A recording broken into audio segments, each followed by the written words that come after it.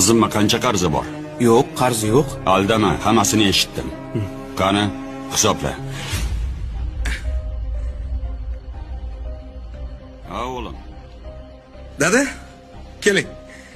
Qalay, zo'rmi? Ha, zo'r. Kimga bu? Ishxonamiz xo'jayiniga. Texnikalarni ham zo'rdan oldim. Endi shunaqa tez-tez yo'qlab turmasa bo'lmaydi. Opang Dildoradan ham xabar olib turibsanmi? Opa nima kamchiligingiz bor deb so'rading. O'tgan oy aytdingiz-ku.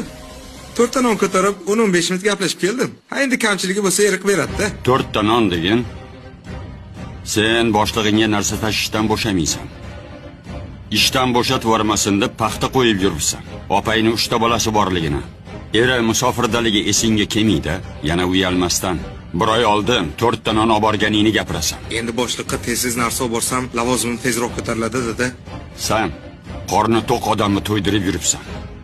Agar opangdan xabar olsang, mansabingni bilmadim-u, lekin martabang oshadi. Dada, men ham o'zimga yarasha tashvishlarim bor. Ishxonamda o'rnimga ko'z tikib turganlar qancha. Yana xudo urib ishdan bo'shatib yubormasin. Ey bola, bir narsani yaxshi bilib ol. Xudo ursa, boshlig'ingga paxta qo'ymaganing uchun emas, opangdan xabar olmaganing uchun uradi. Opang bir oydan beri do'kondan qarzga narsa olib yeyapti. Sen ahmoq bo'lsa, lavozimni o'ylayapsan. Tog'ajon mazza ekan. Rahmat. Osh bo'lsin, qizim.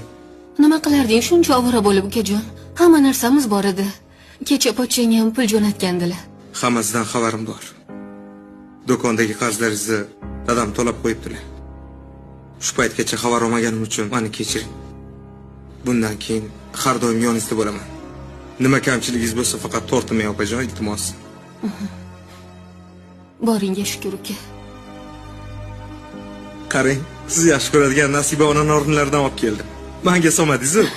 Gap bilan bo'lib, hayolimdan ko'tarilibdi. Hozir solib beraman-ki.